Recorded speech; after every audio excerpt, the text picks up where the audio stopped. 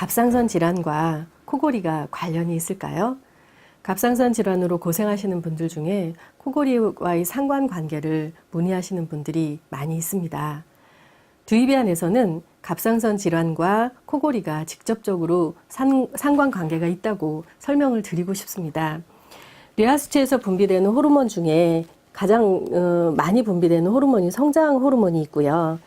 남자의 고환, 여자의 임신 출산에 관한 호르몬이 분비되는데, 또 하나 뇌하수체에서 분비되는 중요한 호르몬 중에 갑상선 자극 호르몬이 있습니다.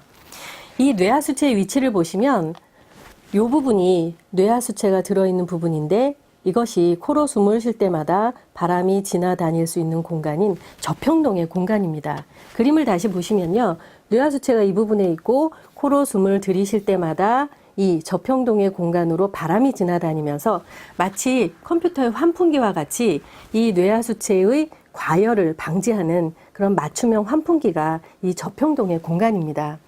코를 심하게 곤다는 것은 코로 숨을 들이쉴 때 이 공간이 좁아지면서 입천장이 떨리면서 나는 그 마찰음이 코골이 소리인데요.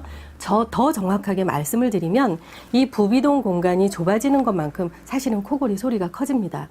좁아진다는 것은 그냥 좁아지기만 하는 것을 뜻하는 것이 아니라 이 저평동 공간으로 바람이 통하지 않게 됩니다.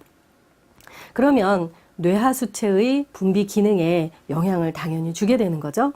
그래서 코골이 치료는 단순 코골이 소리만 줄이는 치료가 아니라 비강과 부비동 공간을 넓힘으로 인해서 이 비강과 부비동의 모든 기능을 살아나게 하는 그 기능 중에 이 뇌하수체에서 분비되는 호르몬 기능을 또 활성화시킬 수 있는 기능이 숨어 있는 거죠.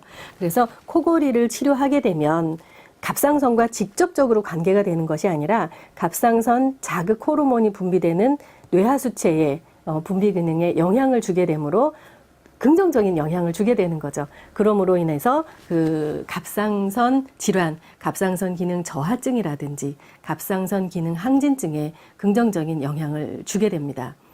임상적으로 이 코골이 소리를 줄이게 됨으로 인해서 갑상선 기능이 좋아지는 것을 많이 확인할 수 있었습니다.